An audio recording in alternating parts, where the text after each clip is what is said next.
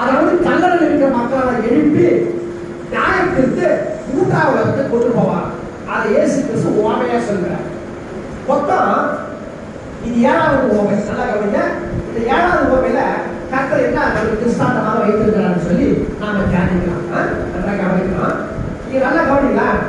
அன்றையும் பரலோக ராஜ்யம் கடலிலே போடப்பட்ட சகல விதமான மீன்களை வாரிக்கொண்டு வலைக்கு ஒப்பா இருக்கு. நல்லா கவனிங்க. வலை எங்க போடுவாங்க? ரோட்ல போடுவாங்க. கடல்ல. அப்ப கடல், வலை, மீன். நல்லா கவனிங்களா? கடல்ல கூட வலை போடுறாங்க. வலை போட்டு இழுக்கிறாங்க. வலை போட்டு இழுக்கிறாங்க. இழுத்த என்ன வரும்? வஞ்சர மீனா வரும். எல்லா வித மீனும் வரும் அதுல வலையில. அந்த மீனவர் என்ன பண்ண வலையை கொண்டு வந்து கரையில சேர்த்து சாப்பிடுங்க. நல்லா கவனிங்க. பிரயோஜனமாக இருக்கிற பொருள், பிரயோஜனமா இருக்கிற மீனை மாட்டை எடுத்து மீன் நண்டு எல்லாத்தையும் எடுத்துட்டு பிரயோஜனம் இல்லாம புல்லு, பூச்சி, தவளை, விஷக்கட்டுக்கள் அதெல்லாம் என்ன செய்வாரா? தூக்கி மறுபடியும் கடலிலே போட்டுருவாங்க. அது எதை குறிக்குதுன்னா கடைசி நாட்டிலே பல்லவ ராஜ்யம் போகணும்னா இப்படித்தான் நாங்கள் பிரிப்பாங்க. அதை சொல்லப்பட்டது. சரி, ஓமை என்றால் என்ன? அதை பார்க்கலாமா? ஓமை. இப்ப பல்லவ ராஜ்யத்துடைய காரியத்தை ஓமையா சொன்னார். கடைசி நாட்டில் எப்படி இருந்து யோசிச்சு சொன்னார். ஓமை என்றால் என்ன? எழுதி வச்சுக்கோங்க. ஓமை என்று சொன்னா பரலோக ராஜ்யத்துல தேவன் இருக்கிறார் பார்த்தீங்களா? அங்க என்ன நடக்கிறாரோ அந்த காரியத்தை ஆண்டவர் இயேசு நமக்கு ஓமையாய் சொல்லிக் கொடுக்கிறார். பல்லவ ராஜ்யம் என்ன நடக்கும்? தேவன் இருக்கிறார், தேவதூதர் இருப்பாங்க. அங்க பசி இருக்காது, பட்டினி இருக்காது, பஞ்சம் இருக்காது, கவலை இருக்காது, பொறாமை இருக்காது, இல்லையா? இதெல்லாம் இருக்காது. அப்படிப்பட்ட ராஜ்யத்தின் காரியத்தை உன்னோட மனசுல வைப்பதற்காக தான் ஆண்டவர் ஓமையாய் பேசுகிறார். அதாவது மறைபொருளாய் பேசுகிறார். நல்லா கவனிங்களா? சரி, இயேசு 2 வகையை பேசுறார். நீங்க எல்லாம் கேள்விப்பட்டிருக்க ஒரே ஒரு ஓமை தான் கேள்விப்பட்டிருக்கீங்க. 2 வகை ஓமையை பேசுகிறார். ஒன்று நம்ம பயன்படுத்துகிற பொருள், நிலம், பயிர், புட்டு, புத்து. யூதர்கள் காலத்துல என்னெல்லாம் பொருட்கள் பயன்படுத்துவாங்களோ அதை வைத்து இயேசு என்ன பண்றாரு? ஓமையாய் பேசுகிறார். நீங்க என்ன பண்ணணும்? வீட்டில் ஃப்ரீயா இருக்கும்போது பைபிளை படிக்கணும். பைபிள் படிக்கலாம் பரவாயில்ல, எழுத்து கூட்டி படி. பைபிளே படிக்கணும்னு வச்சுக்கலாம், கட்சி வரைக்கும் பயம் மனக்கே தனியாக கிடக்கும். என்னங்க வழக்கம் யோசிச்சு பாருங்க. நீ என்னதான் பேசினா கூட பைபிள் படிக்கலைன்னா ஒரு விஷயம் விளக்காது. நாங்கள் மண்ணில் திருப்தி வந்து நல்லா இருக்கிற ப்ரெசென்ட் பண்ணி நாங்கள் போயிடுவோம். இருக்கிற சாசனத்துக்கும் உங்களுக்கு ஒன்றுமே புரியாது. அப்போ பைபிள் படிக்கணும், ஜெபம் பண்ணணும். சரியா? ஏன் இன்னைக்கு நம்ம வாழ்க்கையில் நிறைய பிரச்சனை இல்லை. இல்லைப்பா இந்த சர்ச்சைக்கு கூட ரொம்ப ஹாராக பேசுகிறாரு போனால் அது ரொம்ப பாதிக்கும். கடைசி நீங்களாம் வேஸ்ட்டாக போகிறேன். அதெல்லாம் இருக்கக்கூடாது. பைபிள் படிக்க, ஜெபம் பண்ணுங்க, அது ஒரு நன்மை செய்யுங்க. சரி, போகட்டும். இயேசு சாமி இந்த பரலோக ராஜ்யத்துக்கு வாங்க 2 மக்கள் சொல்றாங்க. ஒன்று நம்ம பயன்படுத்துகிற பொருள்கள். யூதர்கள் என்னென்ன பயன்படுத்தாங்க? யூதர்கள் கோதுமை, வீடு, நிலம், முத்து, பவளம், இப்படி அநேக பயன்படுத்துறாங்க. அதை பார்க்கின்ற பொருளை வைத்து நல்லா கவனிங்க. இந்த மெசேஜ் ரொம்ப கஷ்டப்பட்டு கிடையாது. ஆனா உங்களுக்கு வந்து அது ஏன் நினைக்கிறேன். பார்க்கின்ற பொருள், இப்ப பார்க்கின்ற பொருளை வைத்து பல்லவ ராஜ்யத்தினுடைய ஓமையா பேசுறது ஒரு பகுதி. பல்லவ ராஜ்யத்தை நம்ம பார்க்கக்கூடிய பொருளை வச்சு இப்படி இப்படி இருக்கோம்னு சொல்றது ஒரு ஓமை. 2வது ஓமை கதை வடிவில் சொல்றது. கதை வடிவில் என்ன? ஒரு ராஜா பல்லவத்துக்கு போயிருக்காரு, ஒரு ராஜா தூரதர்ஷன் போயிட்டாரு, நாளந்தில் கொடுத்துட்டு போனாரு அப்படின்னு சொல்றாரு. அதாவது கதை வடிவில் ஒரு ஓமை சொல்றது, பார்க்கின்ற பொருளை வச்சு ஓமை சொல்றது. ஏசு கிறிஸ்து எது செய்யணும் சரியா தான் செய்வார். அவரோட ஊழியக்காரன் அவரோட மக்கள் தான் சரியில்லை. சரியா? அந்த மக்கள் தான் சரியில்லை. சில பேர் என்ன பண்ணுவாங்க? ஓடி போறாங்க. யாருக்குமே நஷ்டம். கடைசி நேரம் வலை போடுவது வலையை விசாரி போயிடுவாங்க. வலை போட்டு இருக்கிறாங்க. நாயக்கு இருக்காங்க. தோல்வி அடிச்சுங்கன்னா நல்லவங்க தானே. பூலோகத்தில் அவ்வளோ வாழ்க்கை வேஸ்டாக போயிடும். சரி, நம்ம கலைக்கு பாடுறது வருவான். அப்போ என்ன சொல்ற? ஆண்டு என்ன சொல்றாங்கன்னா அப்படி 2 வகையான ஓமையை கட்ட சொல்லி கொடுக்குறாரு. என்ன சொல்லி கொடுக்குறாருன்னா பரலோக ராஜ்யம் கடலில் போடப்பட்ட வலைக்கு ஒப்பா இருக்குது. அந்த வலையை ஒரு மீன் அவன் இழுத்தானா அதை என்னெல்லாம் மீன் வருதோ அதெல்லாம் எடுத்துக்கிட்டு சாப்பிடக்கூடிய மீனை எடுத்துட்டு சாப்பிடாத தேவையான மீனெல்லாம் கடலில் தூக்கி போடுவாங்க. அப்ப சாப்பிடக்கூடிய மீன் எது? சாப்பிடக்கூடிய மீன் நான் சொல்லிட்டா இதுக்கு விட என்ன சொல்றாங்கன்னா லேவியாகமம் என்ற புத்தகத்துல 11ஆம் அதிகாரம், லேவியாகமம் 11ஆம் அதிகாரம், 11ஆம் அதிகாரம் நான் வாசிக்கிறேன். 10, 11 வாசிக்குமா? 10, 12 வாசிக்கிறேன். 10 வாசிக்கிறேன். லேவியாகமம் 11ஆம் அதிகாரம் 10ஆம் வசனம் நான் வாசிக்கிறேன். நோட் பண்ணி வச்சுக்கோங்க. ஆனாலும் கடல்களும் ஆறுகளும் ஆகிய தண்ணீர்களில் நீந்துவதும் வாழ்வதுமான பிராணிகளில் சிறகும் செதிலும் இல்லாத யாரும் உங்களுக்கு அருவருப்பாக இருக்கு. நல்லா கவனிக்கலாம். மீன் என்ன இருக்கும்? மீன் அதை முடிச்சு பாருங்களா. அது என்ன இருக்கும்? ரெக்கர். நீங்க எல்லாம் மீன் குழம்பு வைக்கிறீங்கன்னா அப்படி எப்படி இருக்கு? அப்படியே மீன் குழம்பு வச்சுருக்கீங்களா? என்ன பண்ணுவீங்க? முதல்ல மீன் எடுத்து முதல்ல எடுத்த உடனே சைடில் இருக்கிற ரெக்கையை எடுக்கிறீங்க. கரெக்டா? அதுக்கு என்ன பண்ணுவீங்க? மீன் ரொம்ப வாயா ஓவரா வாயை எடுக்கிறீங்க. அந்த மீன் யாருக்கு இருக்கா? நம்ம தான் மீன்.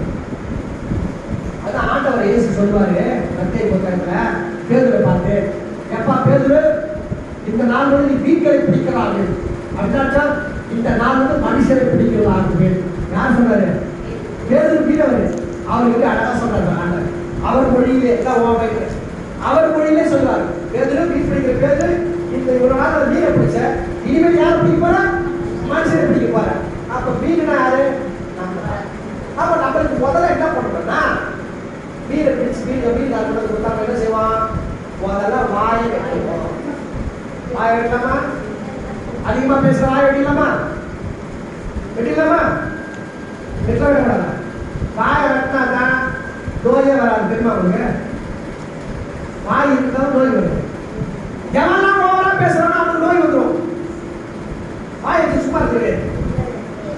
சும்மா உதாரணத்துக்கு சொல்ல போறான். ஹாஸ்பிட்டல் சண்டை வச்சு என்ன பண்ணுறோம்? அவரா பேசுற சோறு கிடையாது. சமைக்க மாட்டேன். ஓ சமைக்க மாட்டேன். அப்புறம் நாலு ஃபுல்லாக பண்ணிட்டே இருந்தாலும் அவங்க வயிறு பிரச்சனை வந்து நல்லா சாப்பிட. அதான் வாய் சரியா நோய் வரவே வராது. வாய் கெட்டு போச்சுன்னா நோய் வரும். சரி போட்டோம். அப்போ என்ன பண்ணுங்க? முதல்ல என்ன பண்ணுவீங்க? வாயை கட் பண்ணுவீங்க. அதுக்கு என்ன பண்ணுவீங்க? மீன் குழம்பு வைக்கிறீங்க. சொல்லுங்க. மீன் வைக்கிற மீன் குழம்பு வேலை பண்ணுங்க. என்ன மீன் குழம்பு வேலை பண்ணுறீங்களா? ஐயா மீன் அப்புறம் என்ன பண்ண? அப்ப மீன் குழம்பு அப்படியே எடுத்து அப்படியே புதுசு சாப்பிட்றீங்களா? வாயை வெட்டி ரெக்கையை வெட்டி அது என்ன பண்ணுங்க? வாழை வெட்டி நான் விட்டா வாழை நறுக்கி ஸ்கூல்ல சொன்னா டீச்சர் வாழை நறுக்கிடுவேன். வாழை நறுக்கி எடுத்து போட்டு அப்புறம் நான் பார்ப்போம். அப்படி எடுத்து போடுவோம். மிக முக்கியமான செதில்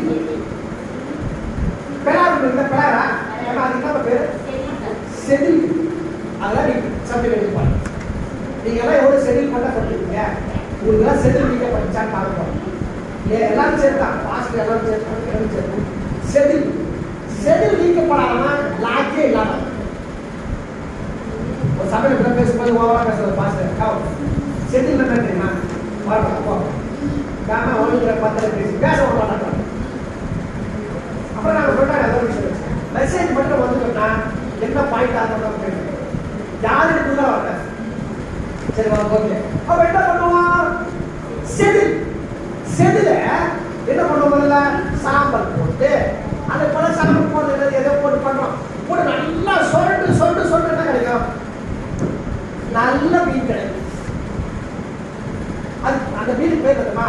ஆயத்தமாக்கப்பட்ட மீன். அதாவது சரி பண்ணப்பட்ட மீன். செதில் எடுத்தாதான் சாப்பிட முடியும். செதில் எடுக்கணும்னா உப்புல தான் தூக்கி போட முடியும். சரியா? சரியா? சரி போகும். அப்போ அந்த கடல்ல வலை போடுறாங்க. வலை போட்டு எல்லாரும் மீன் போவாங்க. சரி கடல்ல என்னன்னு பார்க்கலாம். இது அப்படியே வச்சுக்கோங்க. மீன் செதில் எடுக்கணும் இல்லையா? இது ஒரு சப்ஜெக்ட் பார்க்கணும்.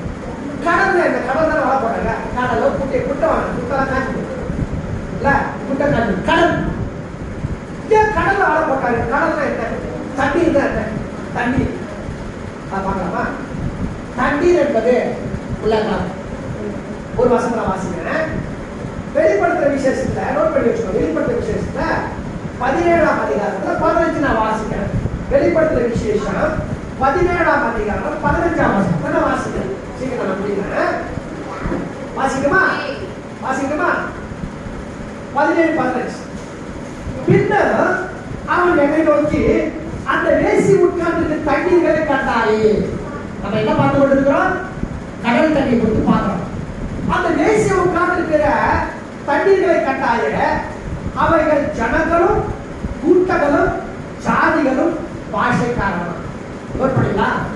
எத்தனை பேர் சொன்ன? 4 பேர். சிஸ்டர் மட்டும் தான் கவனிக்கிறாங்க. இல்ல இங்க குட்டி பசங்க எல்லாம் விட்டுரும். இதெல்லாம் சண்டை காசு. 4 வித ஜாதி. இந்த உலகத்துல அநேக ஜாதிகளுக்கு அதுதான் விஷயம். ஆனா வேதாகமத்தின் படி குறிப்பிடுறதுன்னா 4 வித ஜாதி. 1 ஜனம், 2 கூட்டம், 3வது ஜாதி, 4வது பாஷைக்காரர். இந்த உலகம் என்பது தண்ணீர். இந்த தண்ணீர உலகத்துல 4 விதமான ஜாதிகள் வாழ்கிறது. அந்த 4 விதமான ஜாதியும் ஆண்டவராக இயேசு கிறிஸ்துவை ஏற்றுக்கணும்னா கடைசி நாட்கள் வலை போடுறாங்க. இந்த உலகத்துக்கு முடிவு வருது. அந்த முடிவை எல்லாரும் 4 வித ஜாதி மக்களை கூட்டி சேர்க்கிறாங்க வலையில.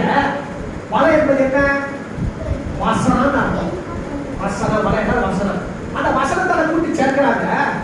எந்த வீடெல்லாம் செதில் எடுக்கப்பட்டு ஆயத்தப்பட்டிருக்கோ, எவனெல்லாம் ஆண்டவராக இயேசு கிறிஸ்துக்கு ஆயத்தமா இருக்கிறானோ அவனை மாத்திரம் எடுத்துக்கொண்டு மற்றவர்களை தூரமாக எரிந்து விடுவார்கள். இது உண்மை. என்னது உண்மை? கடைசி நாட்களில் இப்படித்தான் நடக்க போகுது.